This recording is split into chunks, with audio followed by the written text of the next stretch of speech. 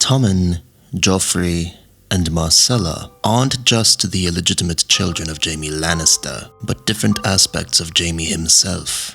Tommen represents Jaime the boy, the hopeful and honorable young squire who believes in good and values and chases his own destiny. He is determined to be a good man and resolute in his convictions, yet being a good man and a good king implies being open and understanding to those around you and lending your ear to your advisors and to those in need. This opens the Tommens of the world up to manipulation, which is something you just have to deal with. It's something you get better at identifying the more experienced you are, but it's not a danger that ever goes away, something I'm sure you've all concluded in your own lives. And manipulation is what Tommen falls prey to, from Cersei to Tywin to Marjorie to the High Sparrow. He, like Jaime, is seduced, swayed, and abused by those who profess to serve him, advise him, or share his blood. It is the knight's one fallacy, to blindly serve without questioning or looking at the greater picture. His vow, as well as his benevolent nature, prevent him from doing so. This is also why this typology has been given so much shit throughout history. The boy can be defined as the original self, the unadulterated child persona, untampered by the expectations of society or the warping and sometimes corrupting effect of knowledge. This inner child is what some of us try to preserve and what the rest of us tend to discard, sometimes both of these simultaneously. Paradoxical as that may sound, some try to preserve it at all costs, mistakenly thinking that it's the only pure thing about themselves, while others abandon it, discarding it as a naive and stupid version of our truer, more developed and experienced selves.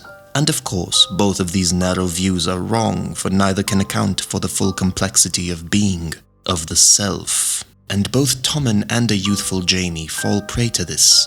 They each kill the boy to make room for the ruler that they think they need to be, while secretly still holding those childish values at heart and being tormented by them. As the story progresses, we see that Jaime, while initially being presented as a sociopath, is in reality anything but. For he understands the full gravity of taking a life and is haunted by it. But whereas he chose to live with it and to hide his emotions under a mask of cruelty and cynicism, Tommen chose death. Speaking of masks, Joffrey represents Jaime's rage and scorn. It's the mask he puts on display for a world that he feels has wronged him. An ungrateful lot that unjustly call him Kingslayer and traitor, in spite of the fact that if he hadn't done what he'd done, none of them would be there to accuse him. This is the mask that challenges authority and pushes children out of windows, and it does it to spare the Tommen underneath. This uncorrupted, good, and hopeful lad who still wants to protect people and to do the right thing. The Joffrey mask lashes out at people in order to convince them that Jaime doesn't care what he's called or how people view him. I could care less what anyone thinks of me.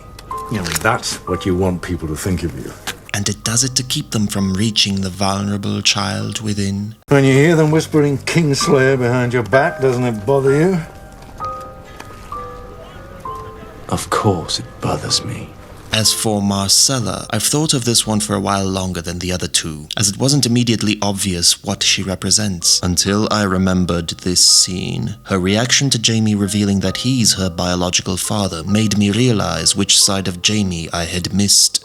His incestuous side. Perhaps it's not fair to call it that. A better term would be his progressiveness, or perhaps his indifference with regard to matters in which he is uneducated or lacks experience in, love being one of them, because Myrcella instantly accepts him as her father. Without hesitation, she embraces this revelation, without considering nor finding a reason why she should consider whether this is good or bad, whether there are dire implications to this, whether it is right or wrong, because she doesn't think in terms of right or wrong. This is Eve being seduced by the snake in the garden. It's the woman that is not inherently evil or mischievous being co-opted for dishonorable purposes. The virgin girl engaging in twisted sexual experiences out of curiosity and a lack of a traditional, rigid moral compass. This carefree attitude propels Jaime to accept his sister's incestuous advances and just go with the flow, figuring that one romance is as good as any other. These three sides of him are constantly at war with one another and rear their heads in pivotal moments in the story. It's also why Jaime is such a fascinating character to many, because much like the Targaryen sigil, his personality is a three-headed dragon in its own right. It is this multidimensionality that allows us to recognize many of our own aspects within the character. And in the context of a world obsessed with this whole alpha versus beta male nonsense, I find it fascinating that Jaime Lannister embodies both of these Greek letters. He is presented as an alpha and considered to be one by the public at large, Kingslayer monikers notwithstanding, while secretly being a beta who simps for his horny sister underneath. Jaime is a microcosm of today's male social landscape, with the so-called toxic males on one end and the submissive simps on the other. All the while, it is the knight, not white knight, just knight archetype that's caught in the middle, trying to rein in both extremes. The uncorrupted but unnurtured and unsupported Tommen who tries in vain to be a good king while the world is crumbling around him. As an archetype, the knight has been the butt of many jokes in popular media for quite a while, but definitely deserves a closer look, since the idea of a knight is someone who is both strong and compassionate, someone who can show mercy and help people when it's reasonable to do so, just as well as they can display impressive levels of power and aggression against their enemies, or just people that try to push them around too much. And a knight is what Jaime is at heart. His journey showcases the travails that a knight might be subjected to while on his path, and overcoming them is the greatest trial a man can face. Anyway, these are some of my thoughts on the character of Jaime. If you like this kind of character analysis content, let me know with a like, a subscribe, and a comment. Check this video out. It was partly the inspiration for the knight archetype stuff I mentioned. And last but not least, thank you to all my viewers, particularly the most consistent ones. I do check my analytics from time to time, and based on what I'm seeing, your continued viewing counts more than you know. So thank you. Truly. Anyway, I'm out. Peace.